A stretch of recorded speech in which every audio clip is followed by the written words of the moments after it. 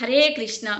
దుర్యోధనుడు ద్రౌపది చీరలాగమని దుశ్శాసనుడికి చెప్పబోతుండగా ద్రౌపది శ్రీకృష్ణ పరమాత్మని వేడుకుంటుంది మనసులో. కృష్ణ నన్ను కాపాడుమని ద్రౌపది వేడుకుంటుంది. కృష్ణ భగవానుడు ప్రత్యక్షమవుతాడు, ఆమెని కాపాడుతాడనమాట. ఆయన పంపించే చీరని మాత్రమే దుశ్శాసనుడు లాగుతాడు. ద్రౌపది వంటి మీద చీర మాత్రం ముట్టుకోడనమాట.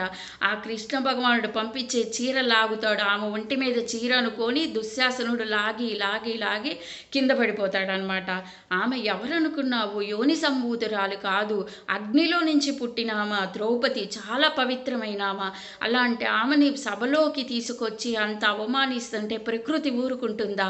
వాళ్ళ రాజ్యంలోని రథాల మీద జెండాలు కాలిపోతాయి, గుడ్లగూబలు నక్కలు భయంకరమైన శబ్దాలు చేస్తాయి. ప్రకృతి కూడా సహించదనమాట ఆమెను అవమానిస్తుంటే.